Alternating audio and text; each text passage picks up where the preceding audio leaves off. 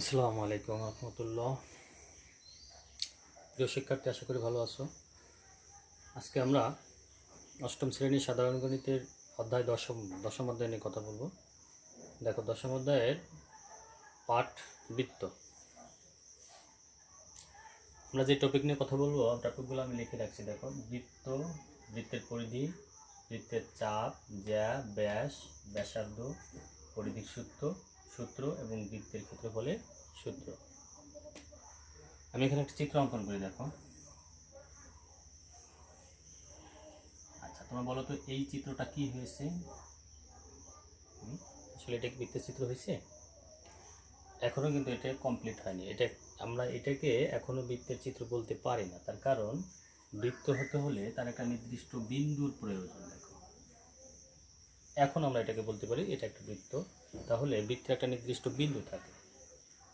এখন আমরা বৃত্ত কাকে বলে একটু জেনে নিই।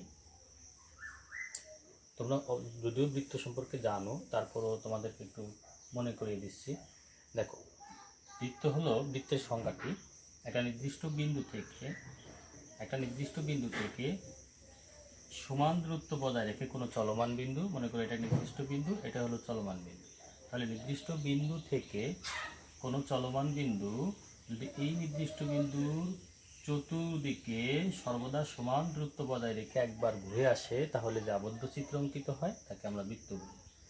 অর্থাৎ নির্দিষ্ট বিন্দু থেকে দেখো এই চলমান বিন্দুটা, এই যে টোটাল যে পথটা অতিক্রম করছে, এইখান থেকে এইটুকুনের দূরত্ব যা হবে, এইখান থেকে এইটুকুনের দূরত্ব তাই, এইখান থেকে এইটুকুনের দূরত্ব একই হতে হবে, এইখান থেকে এই জায়গার দূরত্ব, এইখান থেকে এই জায়গার দূরত্ব সম্পূর্ণ সেম টু সেম হতে হবে। তাহলে এই টোটালটাকে আমরা বৃত্ত বা সার্কেল বলতে পারি। আচ্ছা দেখো, এখন বৃত্তের পরিধি হলো যে এই যে বৃত্তের টোটাল যে দৈর্ঘ্যটা, যেমন মনে করো এই যে এখান থেকে আমরা এই যে চলমান বিন্দুটা, এই যে টোটাল যে পথটা অতিক্রম করে এসেছে, এই টোটাল পথটাই হলো বৃত্তের পরিধি। তাহলে বৃত্তের পরিধি হলো এই যে টোটাল দৈর্ঘ্যটা আছে, টোটাল যে দৈর্ঘ্যটা, এই দৈর্ঘ্যটা হলো বৃত্তের পরিধি। এখন দেখো বৃত্তের চাপ। তাহলে বৃত্তের চাপ কি? বৃত্তের চাপ হলো বৃত্তের বৃত্তের উপরস্থ যে কোনো দুইটি বিন্দু, যেমন মনে করো আমি এখানে দুটো বিন্দু সিলেক্ট করলাম, বৃত্তের উপরস্থ যে কোনো দুইটি বিন্দুর মধ্যবর্তী পরিধির অংশকে বৃত্তের চাপ বলে।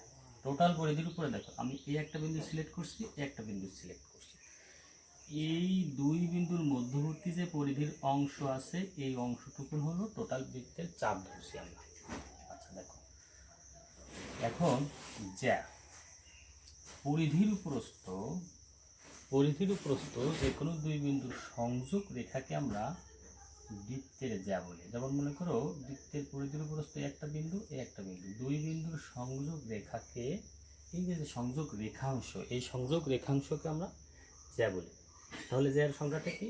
জ্যার সংজ্ঞা হলো বৃত্তের পরিধির উপরস্থ যে কোনো দুই বিন্দুর সংযোগ রেখাংশকে বৃত্তের জ্যা বলে। একটা বৃত্তের অসংখ্য জ্যা থাকতে পারে, যেমন করে একটা জ্যা, এই একটা জ্যা, এখানে একটা জ্যা আঁকলাম, এখানে একটা জ্যা আঁকলাম, এই একটা জ্যা আঁকলাম, আমরা এই লম্বালম্বি ভাবেও আঁকতে পারি। তাহলে কি দেখা যায় দেখো তো, তাহলে এইখানে যে কতগুলো জ্যা অঙ্কন করলাম, এই জ্যার ভিতরে তোমরা বলো তো এই জ্যাটা কি সবচেয়ে বড় না এই জ্যাটা? এর ভিতরে কোন জ্যাটা বড়? অবশ্যই এই জ্যাটা ছোট। দেখো, এই জ্যাটা সবচেয়ে বড়। আচ্ছা, আমরা যদি আর একটা জ্যা অঙ্কন করি, এই যে কেন্দ্রের ভিতর দিয়ে, এই জ্যাটা হয় আরও বড়। তাহলে এইখানে দেখো, যে জ্যাটা কেন্দ্রের যত কাছের দিকে, কেন্দ্রের যত নিকটবর্তী হচ্ছে, সেই জ্যাটা তত বড় হচ্ছে। তাহলে কেন্দ্রের নিকটবর্তী জ্যা, দেখো যে জ্যাটা কেন্দ্রের যত নিকটে যাচ্ছে, সেই জ্যাটা তত বড় হচ্ছে। আর এইখানে সবচেয়ে বড় যেটা হলো এই যে কেন্দ্রের ভিতর দিয়ে যেটা গেছে, এটা হলো সবচেয়ে বড়। তাহলে এই জ্যাটাকে আমরা কি বলতে পারি বলো তো? কারণ যেহেতু এই যেটা কেন্দ্রের ভিতর দিয়ে গেছে, এটা একটা ডিফারেন্স আছে, এদের থেকে একটা আলাদা একটা বৈশিষ্ট্য সে এইখানে গ্রহণ করছে, সেটা হলো এই যেটা কেন্দ্রের ভিতর দিয়ে গেছে। তাহলে এই যেটার নাম কি হতে পারে? এই যেটার নাম হলো ব্যাস। তাহলে বৃত্তের কেন্দ্রগামী জ্যা হলো বৃত্তের ব্যাস। তাহলে বৃত্তের ব্যাস বলতে কি বুঝি? বৃত্তের কেন্দ্রগামী জ্যাকে বৃত্তের ব্যাস বলে। তাহলে বৃত্তের ব্যাস আর জ্যার ভিতর পার্থক্য কি? বৃত্তের জ্যা এবং বৃত্তের ব্যাস এবং জ্যার ভিতর পার্থক্য হলো যে বৃত্তের ব্যাসও একটা জ্যা, আমরা কেন্দ্র ছাড়া যে এই যে যে রেখাংশগুলো অঙ্কন করছি এটাও জ্যা। তবে এই দুই জ্যার ভিতর পার্থক্য হলো যে এই যেমন মনে করো আমি এই জ্যাটা আর এই জ্যাটার কথা বলছি, এই জ্যাটা কেন্দ্র দিয়ে গেছে আর এই জ্যাটা কেন্দ্র দিয়ে যায়নি, তাই যেহেতু এই জ্যা কেন্দ্র দিয়ে গেছে তাহলে এই জ্যাকে আমরা ব্যাস বলবো, এটাও জ্যা। অর্থাৎ প্রত্যেক ব্যাসই জ্যা, কিন্তু প্রত্যেক জ্যা ব্যাস নয়। যে জ্যাটা কেন্দ্র দিয়ে যাবে সেই জ্যাটাকে আমরা ব্যাস বলবো। আচ্ছা, আরেকটা বিষয় তোমাদের মনে রাখতে হবে, সেটা হলো যে কোনো বৃত্তে যদি দুইটি জ্যা পরস্পর সমান হয় তাহলে সমান সমান জ্যা কেন্দ্র থেকে সমান দূরে অবস্থান করে। অর্থাৎ কেন্দ্র থেকে এর দূরত্ব যা হবে কেন্দ্র থেকে এর দূরত্ব ঠিক তাই হবে। তাহলে আমরা কি বুঝলাম? আমরা বুঝলাম সমান সমান জ্যা কেন্দ্র থেকে সমান সমান দূরে থাকে। অর্থাৎ আমরা যেটা এইভাবে না এঁকে আমরা যদি এইরকম আঁকি একই কথা হবে। এই জ্যা দেখো, এই জ্যা যদি এই জ্যার দৈর্ঘ্য আর এই জ্যার দৈর্ঘ্য সমান হয় তাহলে এই জ্যাগুলো কেন্দ্র থেকে সমান দূরে থাকবে। অর্থাৎ এখান থেকে এটুকু দূরত্ব যা, এখান থেকে এটুকু দূরত্ব তাই হবে। আবার আমরা যদি বিপরীতভাবে বলি যে কোনো বৃত্তে দুইটি জ্যা বা অনেকগুলো জ্যা হতে পারে, কোনো বৃত্তে যদি মনে করো দুইটি জ্যা আমি অঙ্কন করলাম, এখানে কোনো বৃত্তের জ্যাদ্বয় যদি কেন্দ্র থেকে সমান সমান দূরে থাকে, এবার কিন্তু বিপরীতভাবে বলতেছি যে কোনো বৃত্তের জ্যাদ্বয় যদি কেন্দ্র থেকে সমান দূরত্বে থাকে তাহলে কি হয়? তাহলে ওই জ্যাগুলো পরস্পর সমান হয়। অর্থাৎ সমান জ্যা কেন্দ্র থেকে সমান দূরে থাকে। আবার যদি কোনো জ্যা অর্থাৎ যদি দুইটি জ্যা বা তিনটি জ্যা যাই বলি যদি কেন্দ্র থেকে সমান সমান দূরে থাকে তাহলে ওই জ্যাগুলো পরস্পর সমান হয়। তোমাদের বইয়ে উপাদ্য 1 এবং উপাদ্য 2-এ দেওয়া আছে এই সম্পর্কে, উপাদ্য 2 এবং 3-এ, সম্ভবত উপাদ্য 2 এবং 3-এ এই সম্পর্কে কথা বলা হয়েছে। আমরা ওই সময় আরও বিস্তারিত জেনে নেব। তো আমরা ব্যাস সম্পর্কে এখানে জানলাম।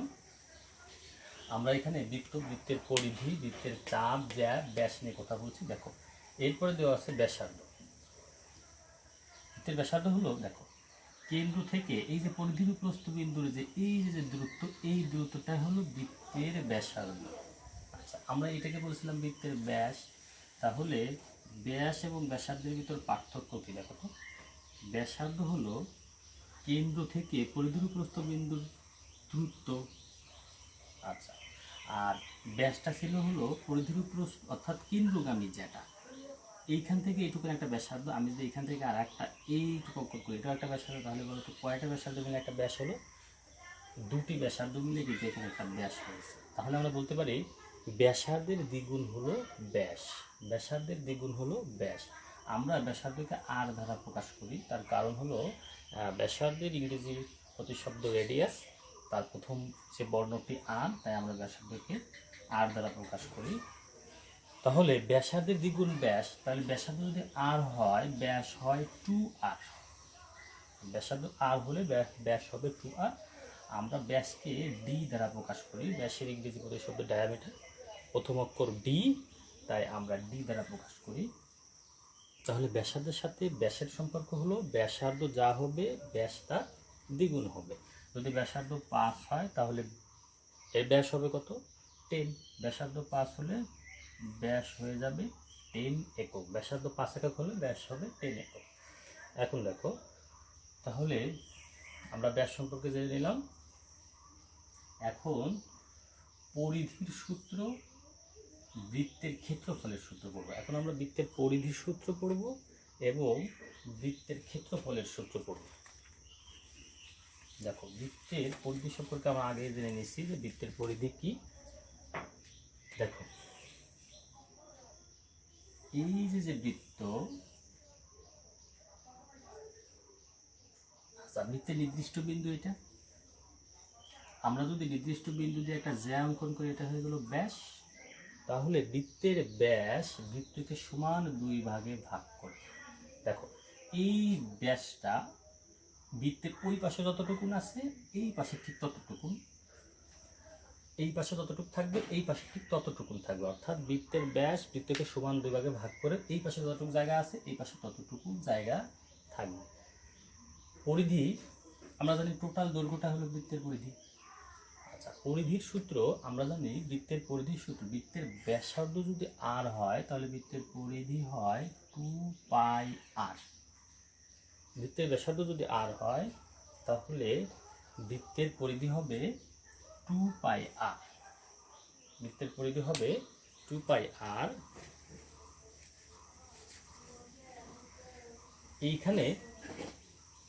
এইখানে দেখো পাই, পাইটা কি?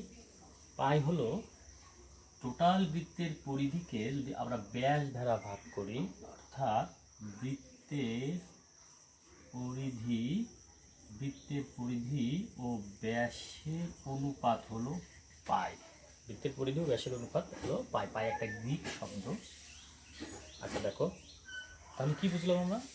বৃত্তের পরিধি যা তাকে যদি আমরা ব্যাস দ্বারা ভাগ করি, এই যে এই বৃত্তের পরিধি যতটুকু আছে তাকে যদি আমরা ব্যাস দ্বারা ভাগ করি, তাহলে আমরা এইখানে যে অংশটুকুন পাবো তার মান আসবে 3.1416, আসন্ন মান 3.1416।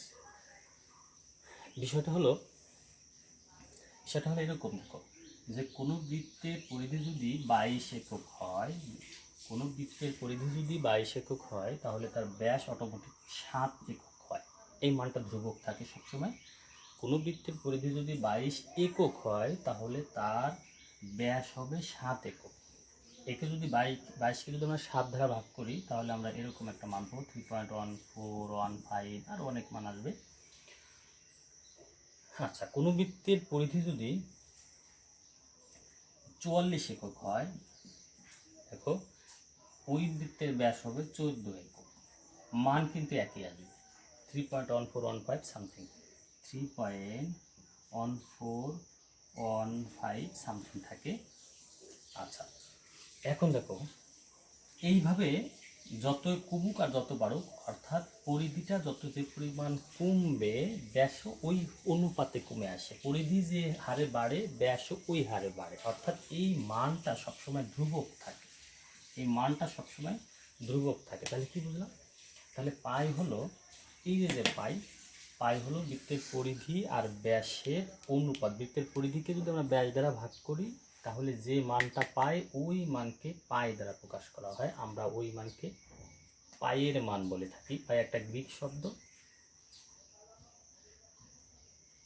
বিজ্ঞানী আর্যভট্ট প্রথম পায়ের আসন্ন মান 3.1416 ধরে নিয়েছেন। 1416 প্রথমে ধরে নেন। আমরা এই আসন্ন মানটা নিয়েই আমাদের বৃত্তের সমস্যাগুলো সমাধান করে থাকি। তো তোমরা পাই সম্পর্কে জানলে।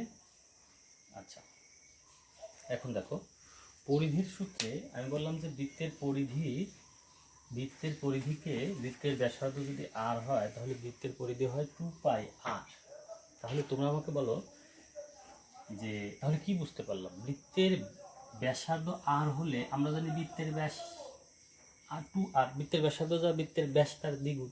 তাহলে পরিধি কি হবে? পরিধি হলো ব্যাসের পাই গুণ। বৃত্তের ব্যাস 2r হলে আমি যদি এর সাথে পাই গুণ করে দেই তাহলে দেখো বৃত্তের পরিধি পেয়ে যাবে। তাহলে কি বুঝলাম? হলো বৃত্তের ব্যাসের পাই গুণ হলো পরিধি। ব্যাসের সাথে পাই গুণ করলে পরিধি পাওয়া যায়। পাই সম্পর্কে আমরা আগেই জেনেছি। তাহলে আমরা বুঝলাম বৃত্তের পরিধি 2πr। এখন দেখো বৃত্তের ক্ষেত্রফল। আচ্ছা, টোটাল বৃত্তের পরিধি যদি 2πr হয়, টোটাল বৃত্তের পরিধি যদি 2πr হয় তাহলে এইটুকুন কত বলো তো? তাহলে এইটুকুন অর্ধবৃত্তস্থ, এইটুকুনও যা এইটুকুনও তাই হবে, অর্থাৎ 2πr। দেখো এইটুকুন হবে পাই আর, আবার এইটুক হবে পাই আর। কয়টা পাই আর? 2টা পাই আর। পাই আরের সাথে পাই আর যদি আমরা যোগ করি তাহলে আমরা এখানে 2πr পাবো। তাহলে আমরা পরিধি জানলাম 2πr, আমি বৃত্তের ক্ষেত্রফলের সূত্র এখন দেখো। আচ্ছা তোমরা বলো তো, আয়তক্ষেত্রের ক্ষেত্রফল সমান আমরা কি জানি? আয়তক্ষেত্রের ক্ষেত্রফল সমান দৈর্ঘ্য গুণ প্রস্থ। আমাদের আমি এখানে লিখি আয়তক্ষেত্রের ক্ষেত্রফল, আয়তক্ষেত্রের ক্ষেত্রফল দৈর্ঘ্য গুণ প্রস্থ। আচ্ছা এখন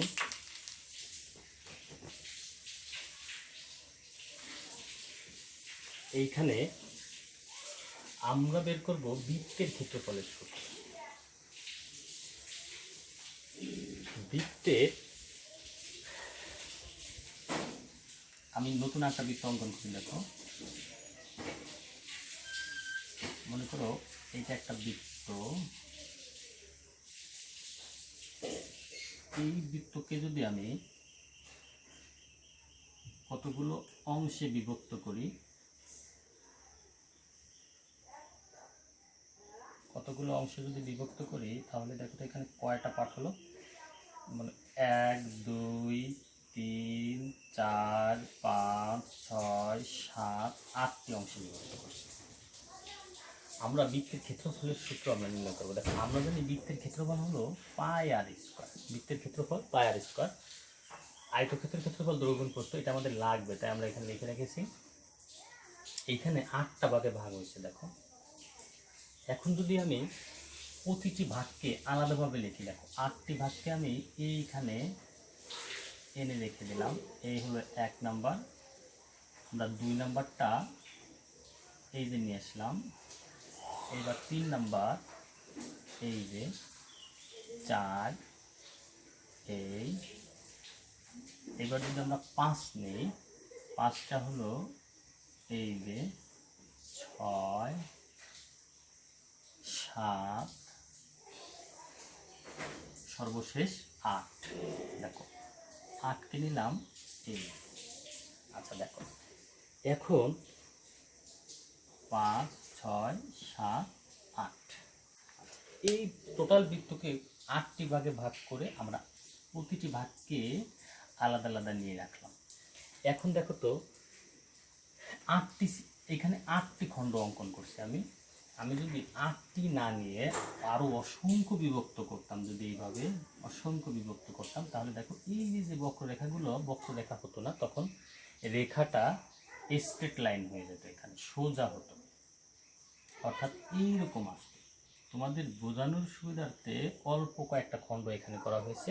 আমরা যদি অনেক খণ্ড, আমরা যদি 100-র মতো খণ্ড করি, তাহলে ছোট ছোট ছোট ছোট খণ্ড যদি আমরা এখানে জোড়া লাগাই, তাহলে কিন্তু একটা স্ট্রেট লাইনের মতো হবে।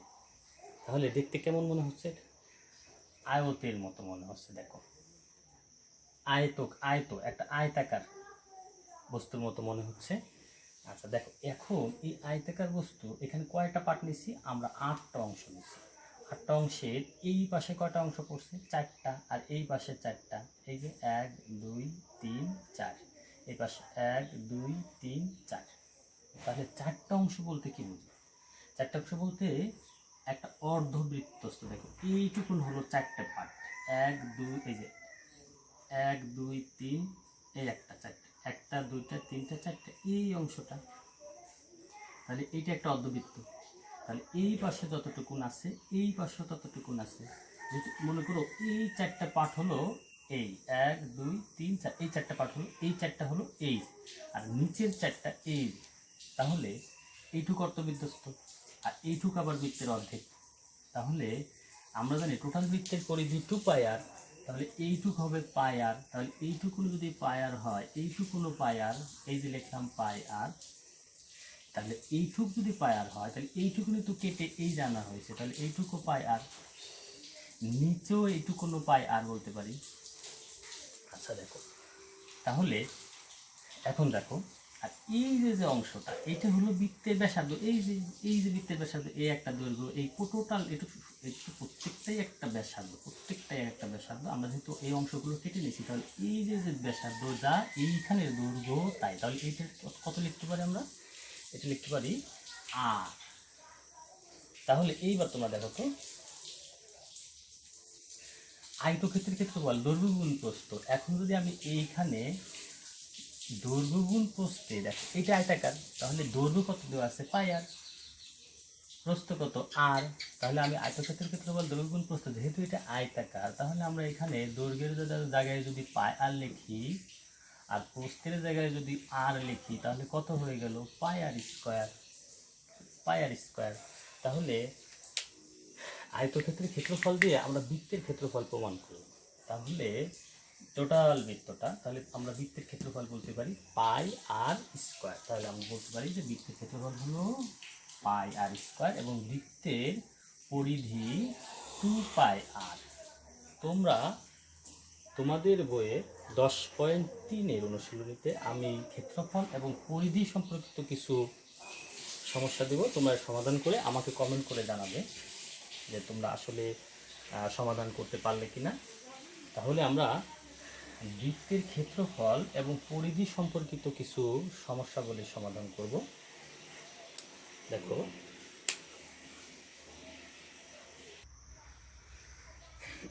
আচ্ছা, দেখো আমি তোমাদের জন্য কিছু সমস্যা দিলাম, আমি এখানে 3টা প্রবলেম দিলাম, তোমরা সমাধান করে আমাকে কমেন্ট করে জানাবে। দেখো 1 নম্বর প্রবলেম, কোনো বৃত্তের ব্যাস 20 সেন্টিমিটার হলে উহার পরিধি কত?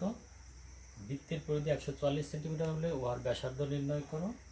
3 নম্বর, 25 মিটার ব্যাস বিশিষ্ট একটি বৃত্তের বাগানের ক্ষেত্রফল কত? তোমরা পায়ের মান 3.1416 এই আসন্ন মান ধরে এই সমাধানগুলো করবে। ওকে, আজকের মতো এই পর্যন্তই। ভালো থাকো, আগামী পর্বে ইনশাআল্লাহ দেখা হবে।